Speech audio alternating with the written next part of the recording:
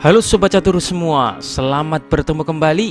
Pada video kali ini akan kita perlihatkan sebuah permainan game yang luar biasa dari pendekar catur dunia yang mempertemukan antara Magnus Carlsen melawan Hikaru Nakamura. Ya, Carlsen yang terkenal mahir dalam permainan akhir, terkenal dengan istilah memeras air pada batu.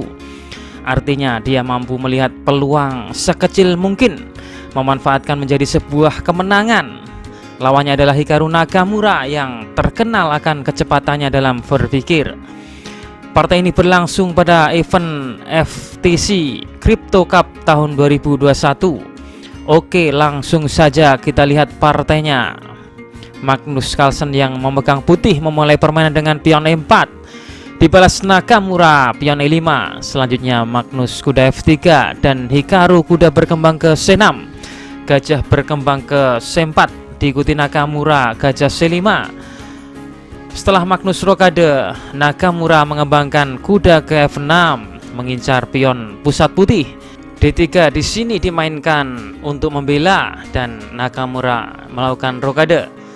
Magnus memainkan langkah pelan pion H3 yang mengontrol petak G4 dan juga membuat jalan nafas raja. Tiba-tiba saja Nakamura memainkan langkah yang memanaskan suasana.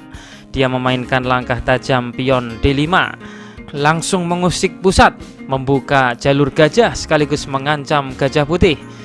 Magnus tentu saja pion makan pion dan Nakamura mengambil balik dengan kuda. Magnus memainkan A4, memperluas posisi sisi sayap menteri. Nakamura gajah berkembang ke E6, tapi ini langsung direspon Magnus dengan kuda melompat ke G5, menyorot gajah hitam.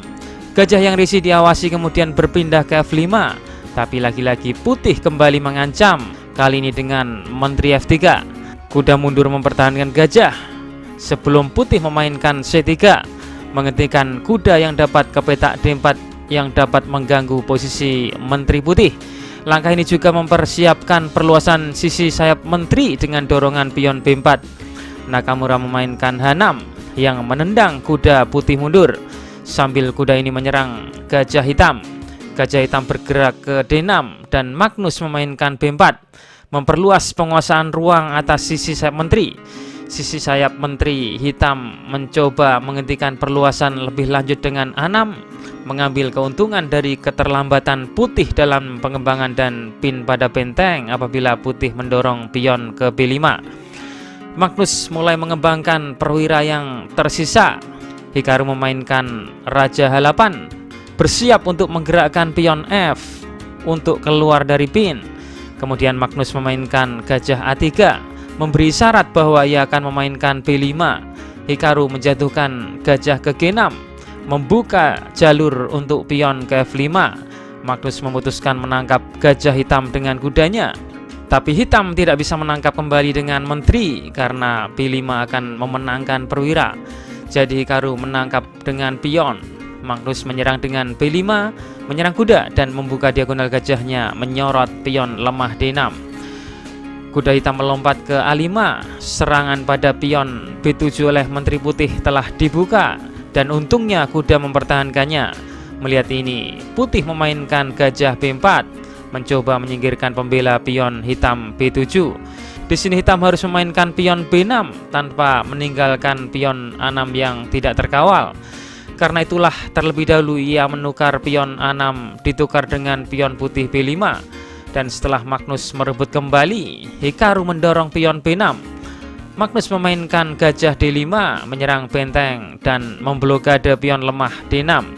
Sekarang bisa saja hitam memukulnya dengan kuda, tapi ini tidak menyelesaikan masalah. Jadi dia menyelamatkan bentengnya. Sebagai gantinya, putih memperkuat gajah pusatnya dengan C4. Hikaru meluncurkan F5, tetapi ini memungkinkan putih memainkan gajah E6.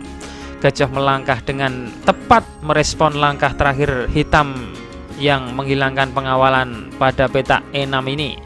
Gajah langsung menyerang benteng. Benteng bergerak ke B8. Berikutnya Magnus menangkap kuda hitam dengan gajahnya. Pion mengambil. Di sini Magnus memainkan langkah di luar dugaan, pion D4. yang idenya mengikut sertakan menteri untuk menyerang pion sayap hitam.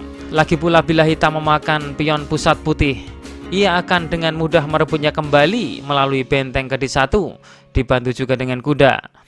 Oleh karena itulah Hikaru tidak makan pion beracun ini. Ia memainkan benteng F6 menekan gajah.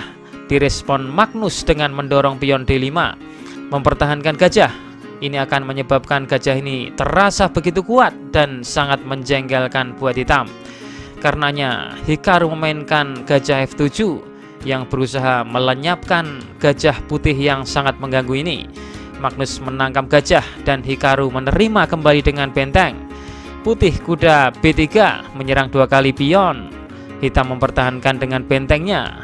Lalu kita melihat ide lain di balik kuda di B3 ini yang mendukung langkah putih pion C5.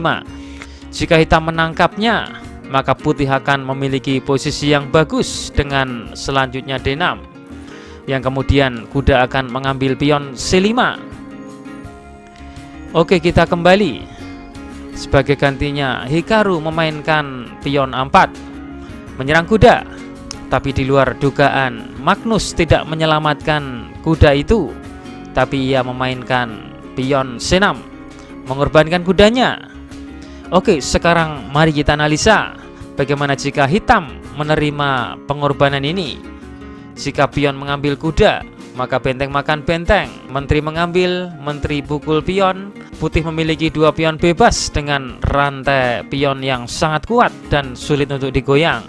Misal contoh hitam melanjutkan menteri A5.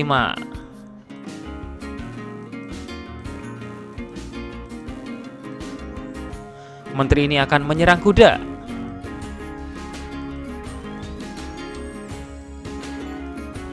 Putih akan menang material. Oke, kita kembali ke permainan. Di partai aslinya Hikaru tidak menerima pengorbanan. Hikaru memainkan menteri B6 menyerang pion putih B5. Ini berarti sekarang ada pin benteng putih terhadap benteng hitam semenjak menteri hitam melepas pengawalan pada bentengnya. Magnus menteri D3 yang mempertahankan pionnya. Benteng bergerak ke B8 menambah tekanan pada pion putih. Tapi langkah terakhir hitam ini melepas pion sayapnya yang kemudian diambil benteng putih. Kuda G6 membuka benteng untuk mengawal baris 7, mencegah pion lawan promosi. Benteng B4 mempertahankan pion. Lalu Hikaru memainkan kuda F4 yang menyerang menteri. Dan sekarang Magnus memainkan langkah yang fantastik. Dia mengorbankan benteng untuk ditukar dengan kuda hitam. Dan tidak ada pilihan bagi hitam selain menerima balik dengan pion. Dan sekarang kita melihat Magnus kalah perwira. Sekarang pion hitam ini melepaskan pertahanan petak D4 yang memungkinkan kuda putih melompat masuk dan mempertahankan pion B5. Meskipun hitam unggul perwira, tidak banyak yang bisa dilakukan hitam. Di tengah keputusasaan menentukan pilihan langkah, Hikaru memainkan F3 untuk membongkar dan mengacaukan suasana. Tapi Magnus mengabaikannya dan memainkan benteng C1, menyiapkan panggung untuk penobatan pion promosi. Hikaru memainkan benteng A7 yang tetap mempertahankan di baris 7. Magnus kuda E6 yang mendukung pion C7 tidak terhentikan. Hikaru mencoba benteng A2 dengan ancaman skakmat, tapi Magnus menemukan cara terbaik mengonversi untuk mengakhiri permainan dengan indah. Menteri D4 mengadu menteri atau mengancam skakmat di G7. Pada posisi ini Hikaru Nakamura menyerah. Karena apabila partai dilanjutkan, misalnya menteri makan menteri, maka kuda memakan balik.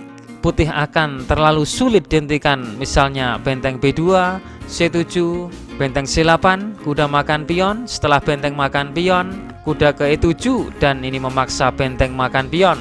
Benteng makan, putih menang material dan putih akan sangat mudah memenangkan permainan.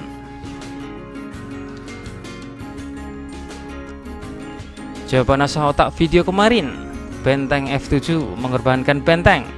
Apabila raja mengambil, maka D4 skakmat. Atau jika pion mengambil, maka D4 skak, raja ke E6, gajah A2 skak, raja ke E7, dan gajah makan menteri, putih menang. Oke, kita masuk ke segmen asal otak. temukan langkah terbaik dari putih untuk memenangkan permainan. Jawaban asal otak ini akan kami tampilkan di video selanjutnya. Selamat menganalisa.